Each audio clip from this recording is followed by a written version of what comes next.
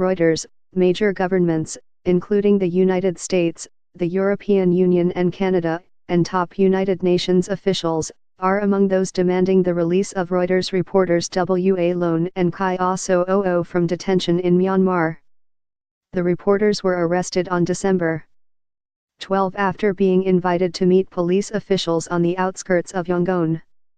They had worked on stories about a military crackdown in Rakhine State, from where about 665,000 Rohingya Muslims have fled since August and sought refuge in Bangladesh, according to the United Nations. The two journalists were sent to Yangon's insane prison on Wednesday after a brief court appearance where they were allowed to meet their families and a lawyer for the first time since their arrest. Myanmar's Ministry of Information has said the reporters illegally acquired information with the intention to share it with foreign media, and released a photo of them in handcuffs. It said the reporters and two policemen faced charges under the British colonial-era Official Secrets Act, which carries a maximum prison sentence of 14 years, though officials said they have not been charged. Reuters president and editor-in-chief Stephen J.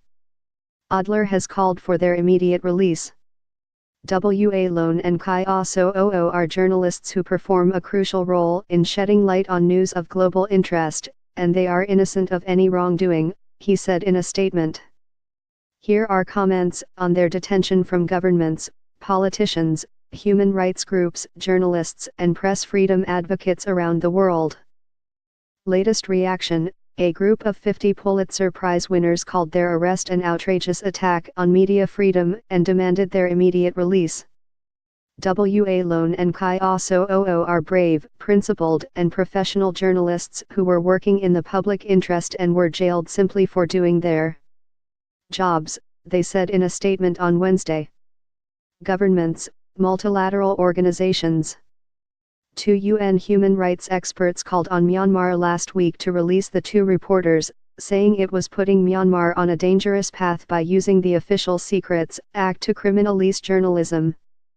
Journalism is not a crime.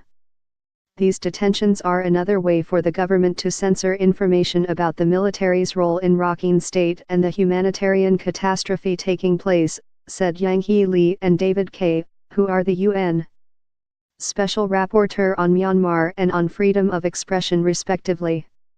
U.S. Secretary of State Rex Tillerson has said the United States was demanding their immediate release or information as to the circumstances around their disappearance. Last week, the State Department reiterated the U.S. demand for the reporters' immediate release.